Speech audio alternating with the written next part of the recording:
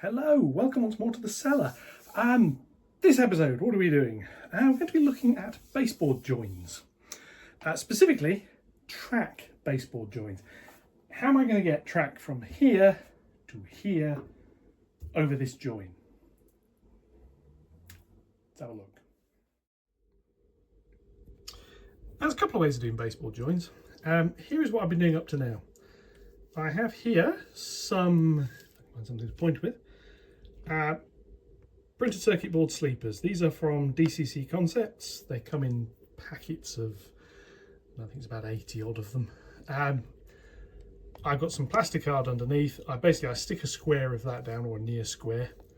I super glue these sleepers to it, let all that dry, lay the track over the top, solder the track down, and then go at it with a razor saw. That's one way of doing it.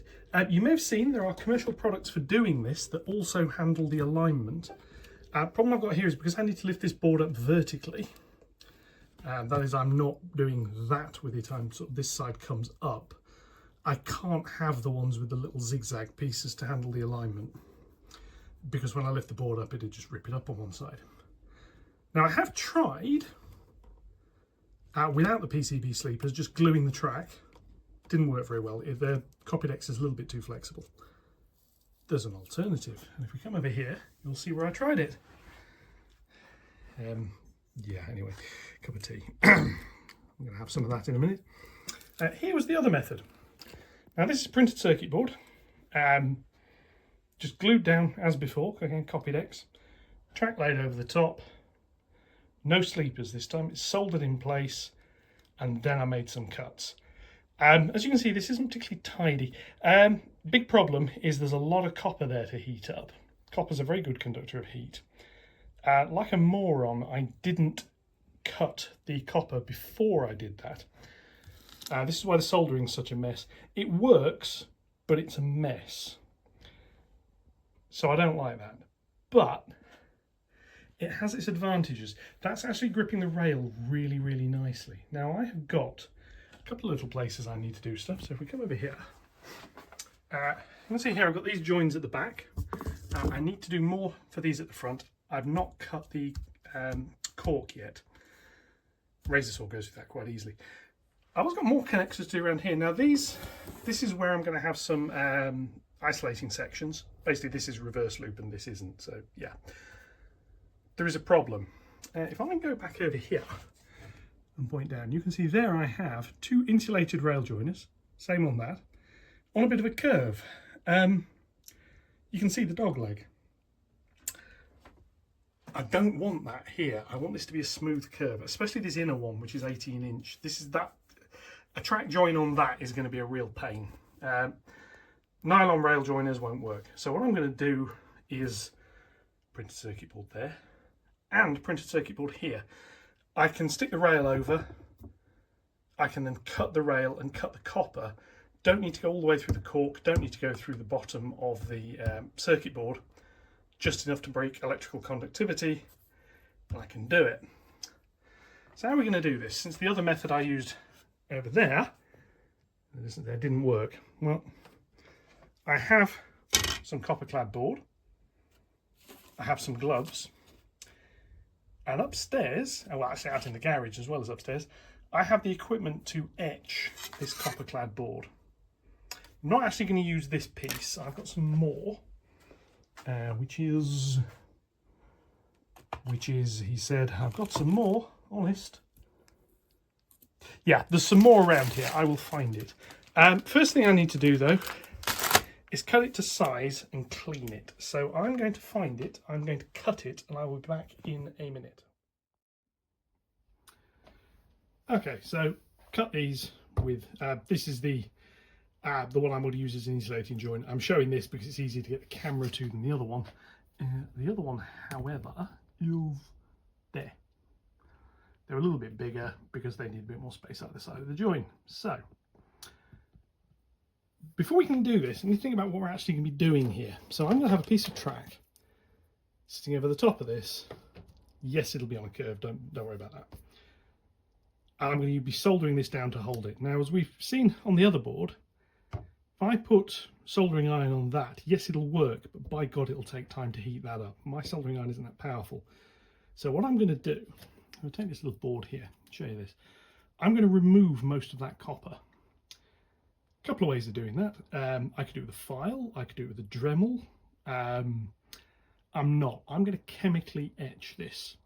Now this is something I've done before for making circuit boards, which is basically what I'm doing here. I'm making a circuit board. It's just the components I'm going to stick to it is track. So that's going to go on there. What I need to do is clean these. I need to clean them within an inch of their life. Because if they're dirty, the way I'm going to do this, I'm going to use this pen, one of these Staedtler Lumo Colour permanent markers. Now I'm told, and it's been a few years since I've tried this, I'm told this is an etch resistant ink. So if I draw on this, when I'm finished, I can let this dry. I can then stick it into the chemical. It'll eat away all the exposed copper. It will leave the copper that's under this alone, unless I leave it in too long, obviously. So when you let it in from the sides. But if this isn't properly adhering to the copper, it will eat it. Now this copper's fairly clean. It is quite a pinkish colour, which is the sort of colour copper goes. Now I'm going to put some gloves on because I'm going to be using some chemical stuff. And as we all know, chemicals are horrible. You should never use chemicals. Chemicals kill the environment and all those. We'll ignore the fact that water is a chemical, as are people, as indeed are leopards. Yeah, anyway, the chemical I'm going to use is called Ferric Chloride, and it's not particularly nice. However, the chemical I'm going to be using down here is acetone. In theory, nail varnish remover, although I actually have it as acetone. But before I can do that, I'm going to use this. I can get one out of here. This is steel wool. Ironically bought a long time ago specifically for doing this very job. So what I need to do is hold this up so you can see what I'm doing. Is rub it with this heavily, and this will clean. It's already changing colour. I mean, you might be able to see the part is now much shinier. So I'm going to continue to do this on all of these until they are very clean, and then I'm going to wipe them down with acetone. But you see the effect on that already. That's much more polished. This is removing. There's like a layer of oxide on top of the copper, and by doing this, I'm getting rid of that, and that cleans the board up nicely. The other reason for wearing gloves, apart from that I'm handling steel wool and I don't want to get sticking my fingers, I don't want grease off my fingers getting on this as I'm cleaning it. So I'm going to get a little bit of this. I'll just do a little bit more on this one.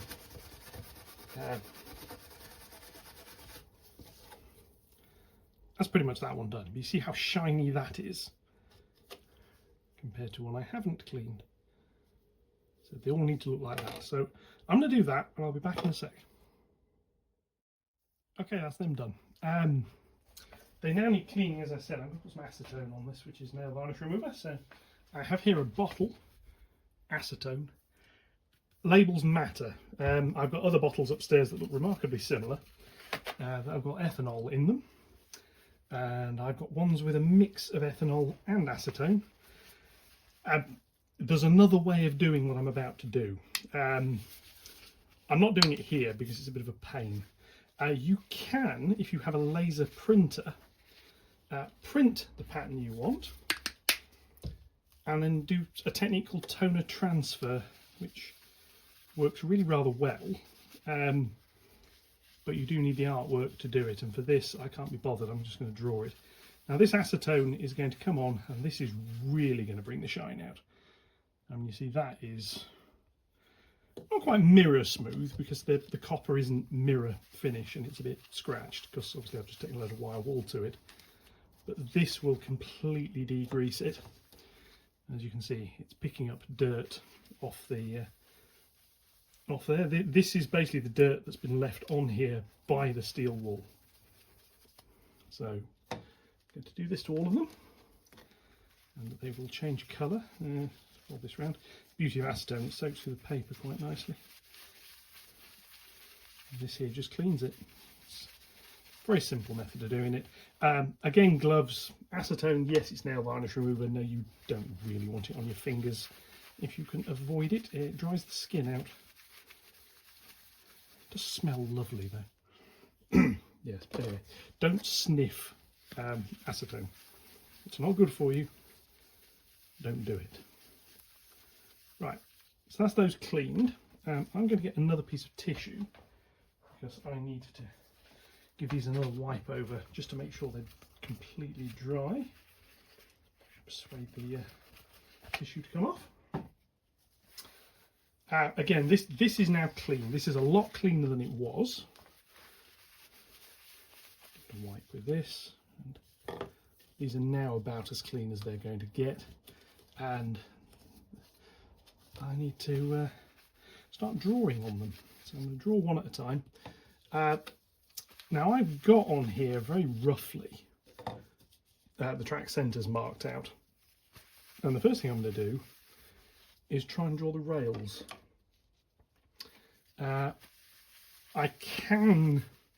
I want to leave copper where the rails is. I'm going to, obviously for the insulated join, I'm going to be cutting that, but that's fine.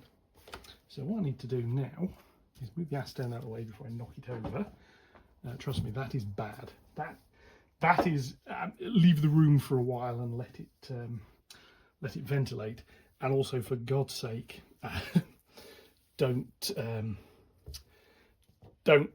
just don't. Just don't do it. Don't. Whatever you do, don't. So what I need to do roughly here is mark out where the track is going to go. I'm just going to have to move you slightly because I need to be able to get out to this in order to see what I'm doing. So I need to just turn you around a little here. What I'm going to need to do is on here is centre track. Now I've got a little mark showing where the centre line of the track is. So I'm now going to come onto here and I'm going to draw two little blue lines on each rail, about the right distance apart, using this marker here. This doesn't have to be perfect, but as close as I can get it, basically. Right, that'll do. Now get rid of that piece of track. What I now need to do is get the copper clad board roughly centered and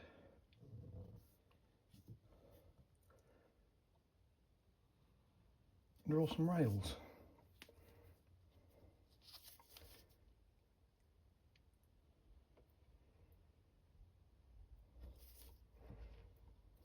And these will come on in. I'm going to be widening these. These don't have to be spot on.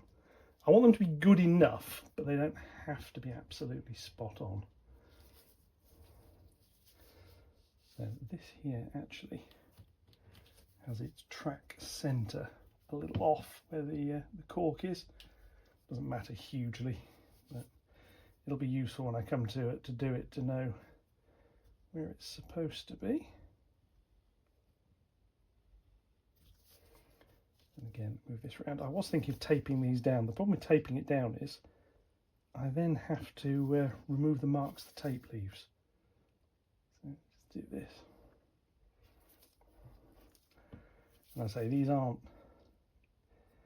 lines aren't perfect. I'm going to make them wider and then going to draw a little bit more onto these because there's actually something else I'm going to do with them. I have been adding dropper wires to the underneath of the rails. Well, it occurs to me, if I'm doing this, why don't I do it the same way? So anyway, if I just hold that up, you should be able to see they're not straight lines, they are slightly curved. So the first thing I need to do is make a note on here of the size of them all. So that is 23. This one is 20.5, which I shall do over here. And this one is 18, which again I shall do over here. As it's out of the way and I can deal with it.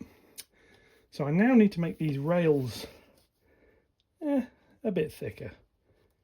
I mean, I could use a thicker marker pen for this, but I don't have one. I've only got these fine tipped ones.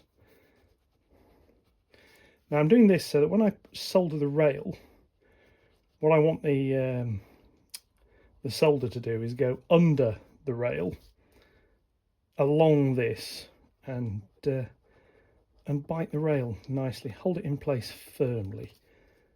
I am going to do some little like sleepery type bits sticking out the side, and I'm also going to add some pads. So I'll show you on this one here. So what I'm now going to do is come along here and do a couple of little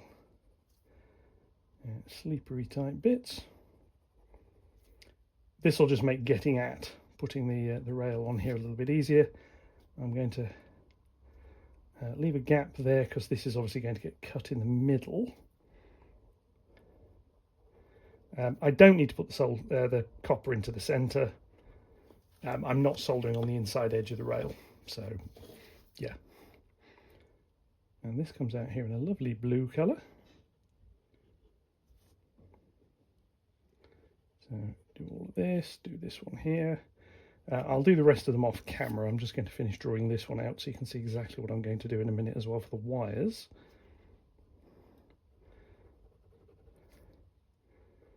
So that's that. Now that is going to sit here, and instead of having feed wires soldered to the rail, I want to solder them to this. Makes a lot more sense to solder them to this, so that's what I'm going to do.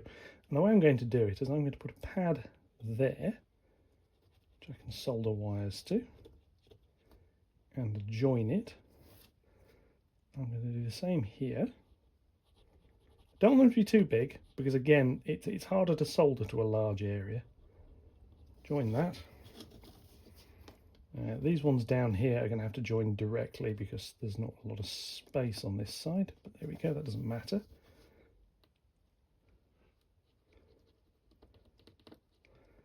And I'll just make sure I filled it all in. Now the permanent marker dries fairly quickly. On metal, you want to leave it a couple of minutes, and I want to make sure I've got it completely covered. So I'm going to let them dry and I'm going to carry on. I'll be back in a minute when I've done the rest of these. We'll have a little look at them and then we'll go outside and we'll do some etching. So here we've got them. These are the 18, 20.5 and 23 insulating joiners. See, they've got the pads drawn on the ends and the other bits. And these are the ones which are going to go across the board join, where I've put in a little dotted line so I know roughly where that's going to be. Basically just making sure these rails either side, and I've sort of angled the sleepery bits either side of that just to make sure I can get solder in right near the ends. They need a few minutes to dry. While they're drying, I'm going to go outside and relocate to the garage. I will see you all in a couple of minutes.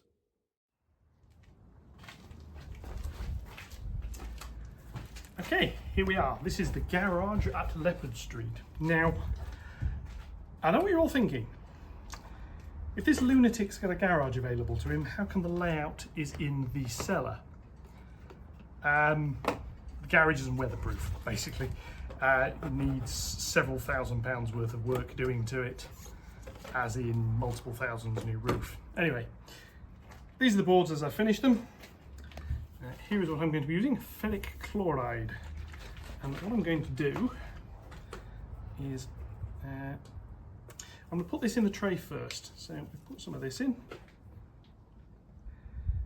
Now this stuff is an interesting chemical.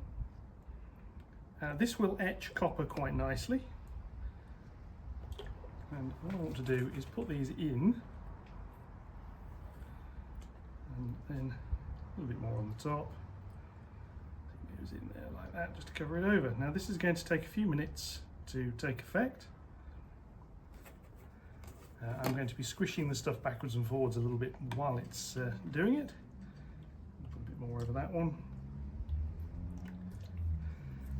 The pen is resisting it. If you're going to do any of this, for God's sake, do it outside. It's not that this stuff stinks, but if you get any of this on, say, your kitchen sink, yeah, let's just say you're never getting rid of the stain and leave it at that. This stuff stains like crazy. It will also stain fingers quite easily as well. So there we are, that's just some of that covered over. So that is now in here, and I'm just going to squish it round a little bit and then leave it. It will seriously clean the copper, apart from anything else. But yeah, that's going to take the best part of 10 minutes. So, yeah, I'm now going to leave that. I'll be back in a few minutes when it's sorted out. Okay, here we are about, I don't know, 5-6 minutes later. And the boards have come out quite nicely. I need to wash them.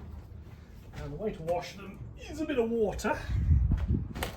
And then dry them off. So I'm just going to dunk them in here and give them a squirtle round individually.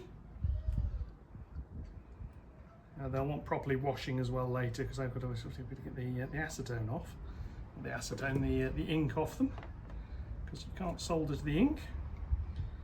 This has actually worked far better than I was expecting, actually, I must say.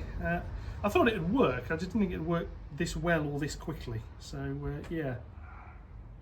So I'm going to finish cleaning these off, and we shall have a little look, and we'll go back downstairs and clean them thoroughly.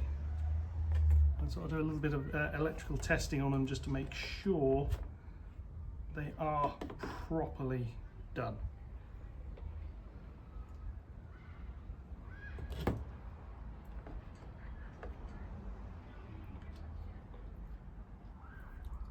So that's those. They look fine. If you're doing electrical circuits with them, you might need to do it a little bit finer. The other thing to do is put this somewhere. This is not a you tip it down the drain chemical by any stretch of the imagination. So I'm going to put this back in the bottle for next time. Try not to spill any. You can use this stuff over and over again. So just tray twitching on me.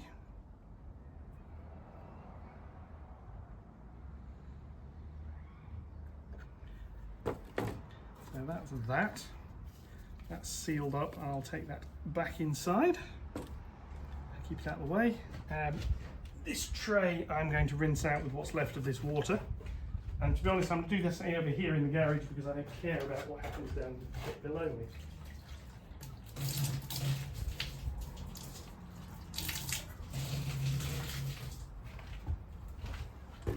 And then the etching tray, yeah, cobwebs, big cobwebs. So the other reason I don't use it out here is the negotiations with the union that runs the spiders didn't go well. So if I now take one of these boards, dry this off a little. It's not perfect, like I say, it needs properly cleaning. But if I hold this up, you can now see all the copper's gone, apart from where the blue is. Look at this one as well, and just give it a wipe, and the same. So yeah, and this one here, I want to get as much of this stuff off while I'm outside as I can, so I can put the tissue into the bin. That one, and then these little pieces here. And this is simple. I forget how much the ferric chloride was. It wasn't much. I got that on eBay. Ditto the acetone, actually. The etching was a kit I got. That came with the tray, the tongs, 2 or 3 bits of board, which was quite nice. And I think it also came with, oh yeah, it came with a different etching chemical, like a blue crystal compound, which was a bit, I've not used that before. I'll give it a go. And that worked perfectly as well. So I'm going to put all these in here, like that, ready to transport back indoors. Like I say, that tray I'm going to leave here because I might as well. Yeah, that's that. Back to the cellar. Right, so here we are back down in the cellar. So let's have a little look at this. Before I do, just going to clean this area off here. Got little bits of steel wool on it, which I'm going to get some more steel wool on it in a second as well. So we had the copper clad sheet. We've now got this where you can see it.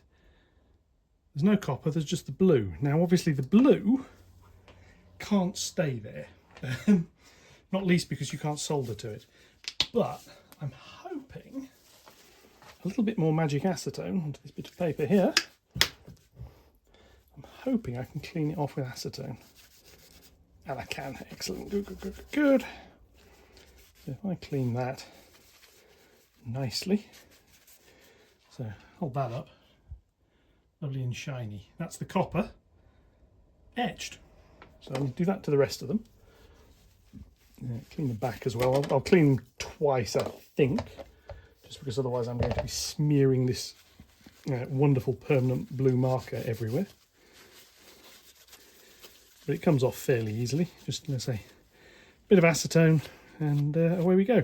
I do have a little test I need to do on these before I go any further. Well, I'm going to clean them and then before I go any further than that. What I need to do is a little electrical test just to make sure, if you give that a bit more clean, there we go. Just make sure the two rails are actually isolated from each other. It is possible when you do this, you sometimes find very, very thin traces of copper between the two sides, and it's worth finding out at this stage rather than when you've soldered it all down and you've stuck the track to it. So yeah, this is just a little two-stage clean. The first one will get rid of the bulk of this. The second one will get rid of the rest of it. To be honest, I'm very surprised how this went. I knew it would work because I've done it before. It's the first time I've done this when the weather's been nice. Normally I'm trying to do this and it's cold and miserable. I suspect the sun being out helped. It certainly seemed to warm the ferric chloride up a bit. Now, if you do this sort of stuff properly and professionally, what you have is a tank of the stuff that you heat and you blow air bubbles through and it agitates it, and you put these in and it mixes it all round and then it works quite nicely. I don't do that because I'm a hobbyist, so I haven't got one of those. Don't do anything like enough circuit boards to do that. I also don't have a pillar drill with the necessary accuracy for drilling the holes, rather, unfortunately. Otherwise I would make my own circuit boards quite a lot more often. The little board controllers and things would have iron boards. But yes, anyway, now you've seen the garage as well. It is a very nice garage. It is a double garage. There is a usable space inside it of 16 foot by 16 foot. Well, it's actually lower. It's about 16 foot 7 inch, I think, by 16 foot 7 inch. I say, unfortunately, the roof isn't weatherproof. So before I could put a layout in there, it would need a new roof. It would also need rewiring. The electrical connection out there is severed. Because when we bought this place, it had electricity out there. The electrician we had here who did some work took one look at it and was, oh my God, you can't leave that. And I know enough about electricity to know he knew what he was talking about. So we left it. That was severed. So yes, a couple of years ago, before I started Leopard Street, there was the decision was, does it go in the garage or does it go in the cellar? The loft here is most definitely not suitable. It's just not tall enough. So I thought, well, we'll have a look. We had the house re-roofed, and I asked the bloke for a quote to do the roof on the garage as well. And I got a £6,000 quote for redoing the garage, and I just thought at that point, no, it needs doing, but it'll wait. Hence Leopard Street is down here in the cellar. So yes, if you're wondering why somebody with a garage that size is struggling down here, that's why. Another thing, obviously, this acetone is doing is cleaning these boards nicely, ready to glue down. So that is those cleaned. So I'm just going to get my multimeter,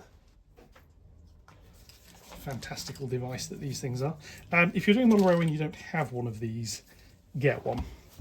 They're cheap, and when you do that on the right setting, they squeak to tell you have short circuit. So if I touch this side and this side, I get nothing, so that one's all right. This one, that side, nothing, but that side there works, which is what it should do. Obviously these are going to be insulated ones eventually, so that will get cut. Nothing, happy with that. This one, happy with that. This one, yay, and this one. So all of those work. The next step is actually remarkably straightforward. Just call the wires back up on that, and I can get rid of the gloves for this bit because this stuff's all now nicely been cleaned. I shall move the acetone out of the way. Oh, the smell of latex gloves after you've worn them. Yes, anyway, I'm not going to go any further with that one, just in case. But yes. So what we've got here, so I put on these, so this says 23.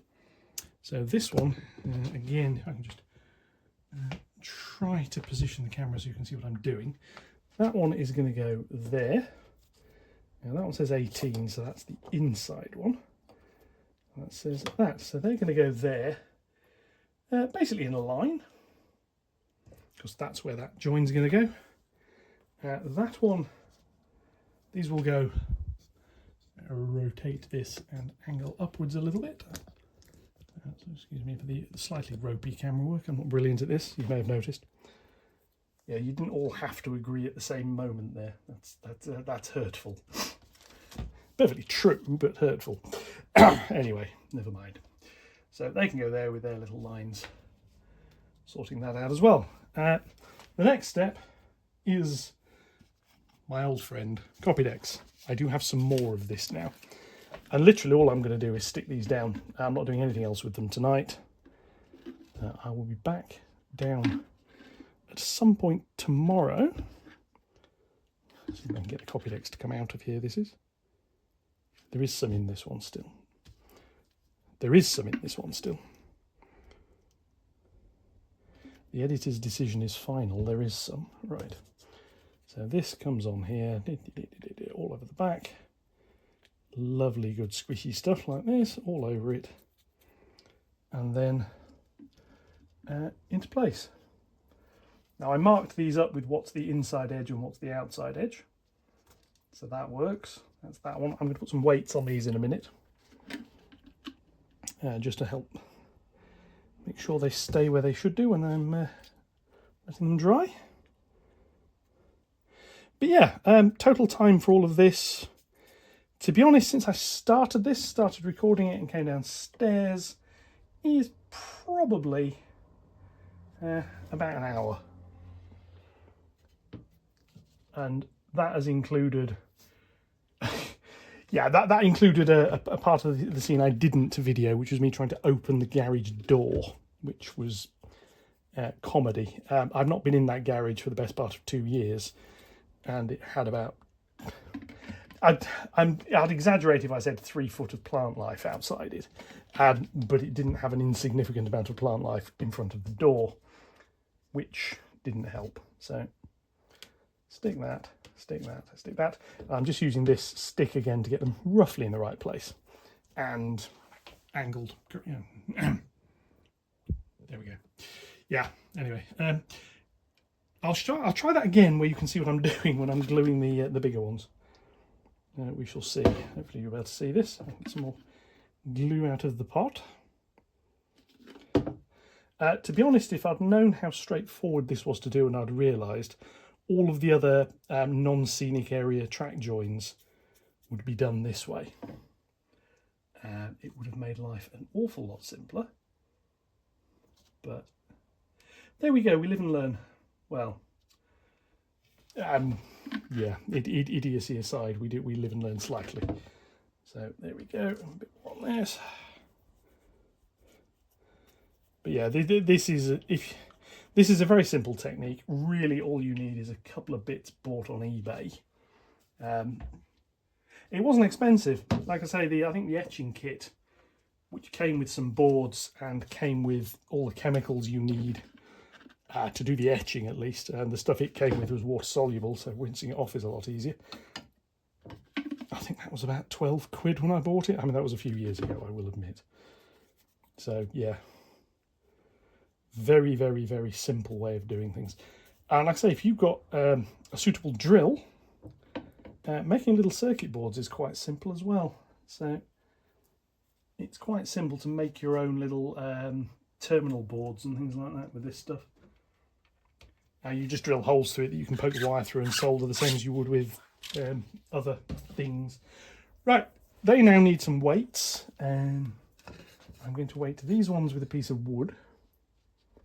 I'm going to put over the top, and I'm then going to stick a Yankee Candle on top of it. And these ones here, don't really have a similar weight I can put on, but I'm going to just a full bottle of that. Right, that's that for today. I will see you down here again.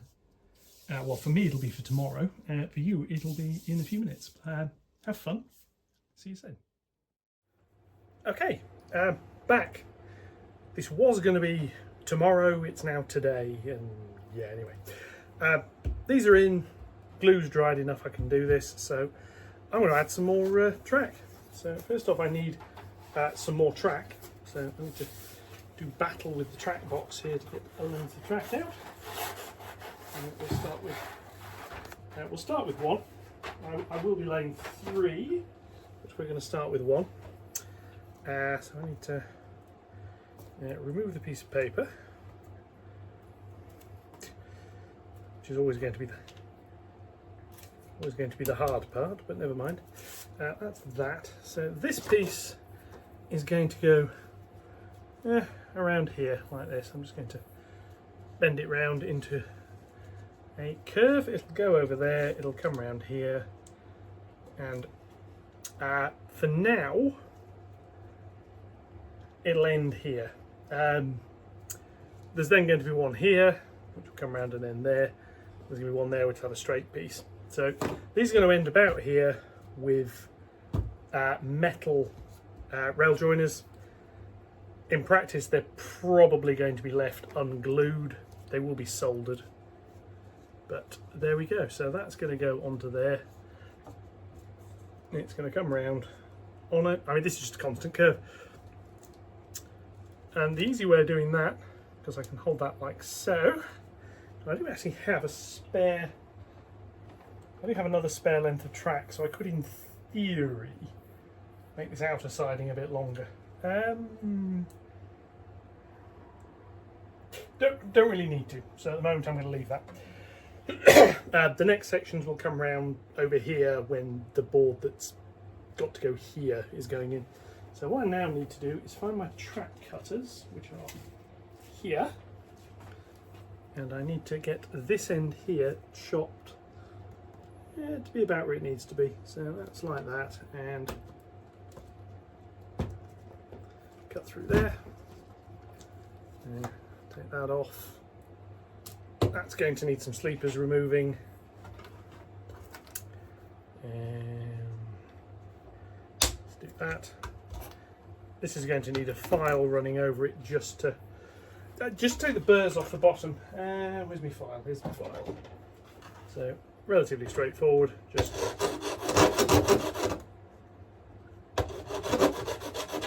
there we are. That's that. The other end I'm going to leave as it is. I have my little magic box here in which my rail joiners live. So I shall use that. And I do have somewhere, I actually have a spare piece of rail I can use to help fit these with. Don't actually need it, I don't think, on this one. So I'm just going to slide that onto there a little bit. Fatigue bend that piece off. And that'll go onto the one I've just cut and filed as well. It will go onto the one I've just cut and filed. The editor's decision is, as usual, final. This I'm going to fit, and then I'll worry about adding the glue. Now, normally, this would take a lot longer than this, because normally I'd be visiting the desk, I'd be sticking some wires on the bottom of this. Now with these new etch connectors, I actually don't need to do any of that, because I can solder the wires to that, which is actually the whole point. So yes, I'm going to bend this rail on a little bit more and try to get to this one here to go on as well. Good. There. These can go all the way up, the inner and the outer rail. There we are. And I do actually have some coaches. I can just roll over that nicely just to check. That's going to come around to here and come around here, and now I've know which sleepers over here need removing. So again, I can come up here with the kniff and just gently press down at that end, and same at this end here, because I'll have a fair chunk of these to take out. Just cut through those, that one and that one, and they can come off as far as they need to. Is, I believe, to there. So that section comes off, that'll go over there. They can be soldered to my new little bits of track there, like so. And then that'll give me the board join. So I just need to make sure when these get glued down, that's in about the right place. Check that's okay.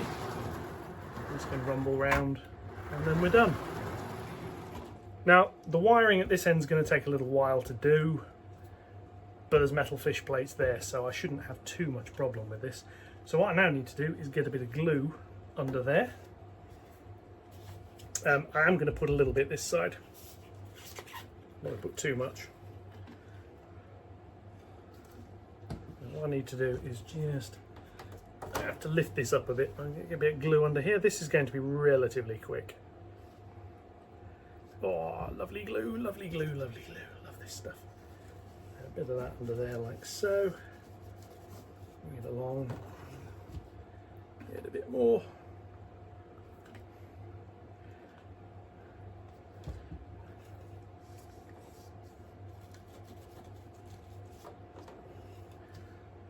And what this is going to give me, long term, obviously this is the start of the reversing loops.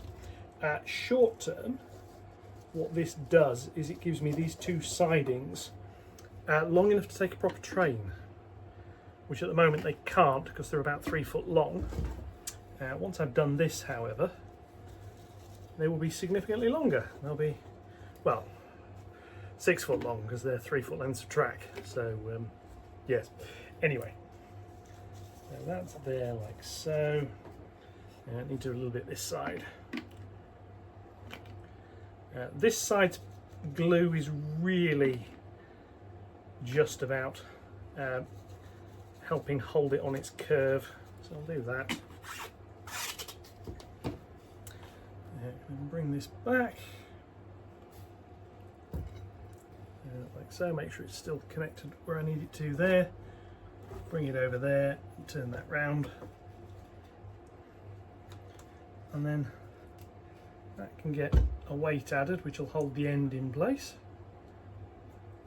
and just align it slightly over there, add another weight, that's there, and I'll put another one right on top of the join just to help hold it all down. And then over there needs a bit as well. I'll put that on there for now.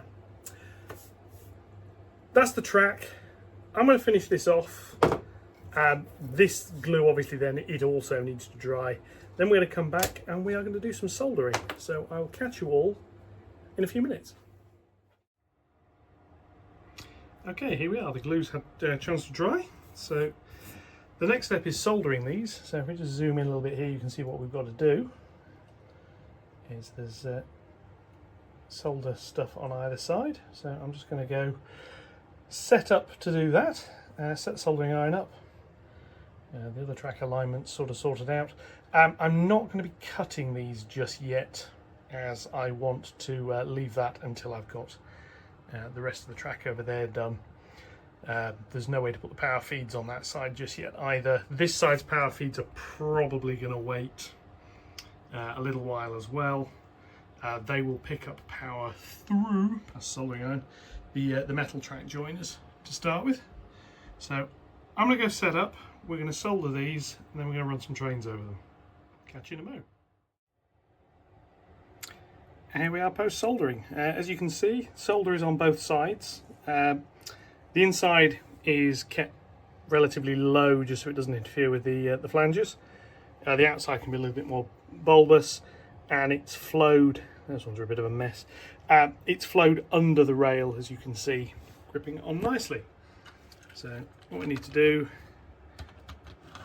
is just run a little wagon over it. Would help if I didn't derail it myself with my finger. It's that one. Now, as I say, these aren't cut yet and won't be for a while until the next bits of track go in, but I think that works. That should hold it. The only thing left to do now is run a few trains over the sidings and just test that it all works. So I'm going to set up and get that done. I will be back with you in a sec with a few running trains.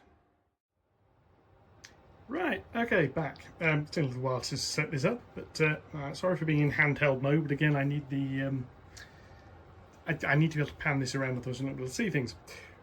Okay, we have the 3 sidings which go all the way around there. We'll wander down here. These come round over the new joins and then obviously just sort of end. As you can see, the spacing on the inner 2 is better. The spacing between between these 2 is a little bit less, and then between these 2 and then these are less as well.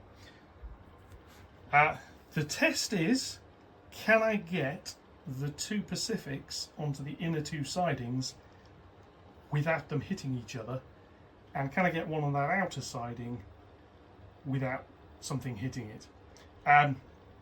Don't have a train set up on the inner mainline loops at the moment, so that testing will have to wait.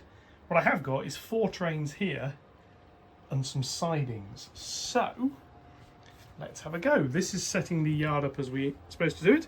So here is my JMRI setup. So the first thing I need to do is that and that, which sets the points into the yard, which are those 2. So we're going to run up on that inside line now. So the first thing I need to do is give the Flying Scotsman a nudge. So I need to come, if you've not seen how you drive trains with JMRI, on there, pick one. It's going to go forwards and it's going to go 25% speed. Off we go, out of the yard. All the point work is set. Speed up a little bit as we're clearing the yard. And she's going to rumble round, I'd love to say past the scenic section, but in practice past all the clutter that's in front of the scenic section. Yeah, I'm not going to let this board get completely cluttered again, as you can see lasted. Yeah, anyway, I'm not going there. So here we come round here, past the N2, which is hauling some temperamental coaches out of the way at the moment. Run it over this. Slow down as we enter the yard area. I hover my finger over the stop button as we go in. Rumble around like that and stop. Probably edge a little bit further forward. Yeah. Now, a thing to note, that's not actually where she'll stop eventually. Just in front of that rubber mallet, I was making a gentle adjustment earlier to something, is the insulating rail joiners. So she'll actually pull forward a bit further than that. Probably not much further, but a little bit further. And if we come back down here, Okay, she's only got 3 coaches on at the moment. There's more coaches here. So the train will end about there. So I could probably actually get 5 coaches. And that's the inner loop. So that's the short one, don't forget. Okay, so can release the Scotsman. And what we now have to do is change that point. So the next train will go onto the siding inwards.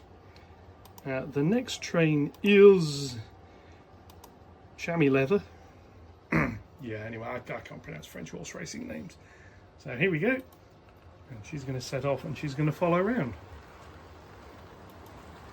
And I have to say I do like this one. She really is a lovely little loco. Sam Strange did a review and noted the green was a little bit off, which, yes, it is. I'm perfectly honest here, Sam's absolutely spot on. It is a little bit off. I don't care, I like it. She looks a nice loco. Does everything have to be the exact same shade of green? And let's face it, if they were slightly weathered, well, yeah, I'd say if they were slightly weathered, you couldn't tell. Yeah, you could. Let's be honest here, yeah, you could. So we're going to come around here. Past the signal box and all the bits and pieces that lurk in the corner over there.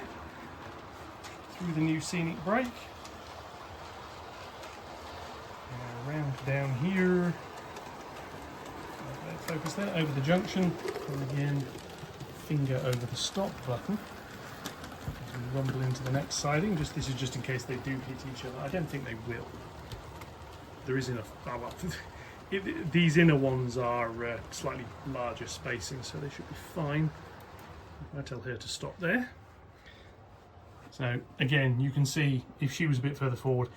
This means I may be able to look at 5 coach trains, but scan above, and you can see they're nowhere near hitting each other, which is nice. That curve down there, they will. So yeah. Next up, I'm going to bring the other 2 in, and this time they're going to share a siding because sharing is caring. So I need to switch that. I need to switch that. Select the outside route. Release that and grab hold of my Q6, who's sitting at the front over there, with a couple of wagons which I've just been using for track testing, to be honest. So drag her out slowly. That's the way this one... It's not the way she's geared, it's the way the decoder's set up. I put her onto a proportional loop line instead of a linear line. So basically each speed step I turn up on the controller has a slightly different effect. So there's a lot more control at low speed. We should get a brake van out as well. And if I don't know if you saw my little short video, I now have a back-to-back gauge. Those wagons have had it used. They were slightly off because that's a fine scale gauge and they're just normal wagons, so obviously they're at normal spacings. And they seem to be running a lot better now. Go up in there so you can see. It's rather nice. I can't see anything at this point, but anyway, never mind. So again, we shall come down here. Rumble around because one of the point motors is making a little bit of noise, so we need to sort that out. I already know what the problem is. It just needs adjusting slightly. So here we come into here. There's a little shiny bit on the Q6's nose where she's been in the bit to start with, and she's going to run up. Now, I can put multiple trains on one line at the moment because the layout is in manual mode. When I'm doing this in automated, that would be a huge waste of track, but equally I won't be running trains that short. So anyway, next up is the lovely, lovely, lovely little G5. She's going to come up here and see whether that works. No, release picked up the wrong one. Not the G5, which is that one. Turn her sound on because she's lovely with sound. Ready to move? I love that. And there's another whistle as well somewhere, but anyway. And she's going to follow in behind.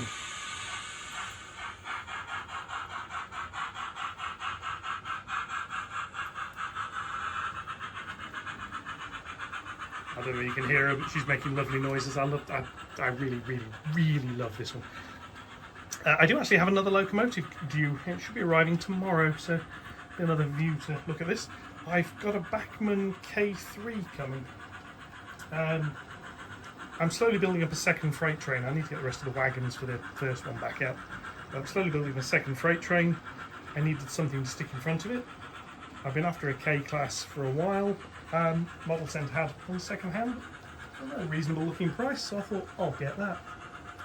So yes, this is my adventures of that and putting the decoder in it coming up. There we go, coming round.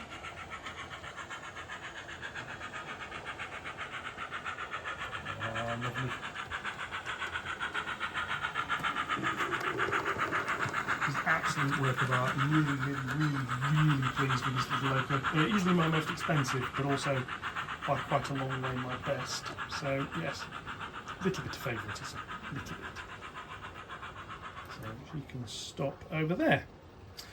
The other thing to note is this board down here, the purple wires are all showing occupied, because that's what those inner lines are connected to.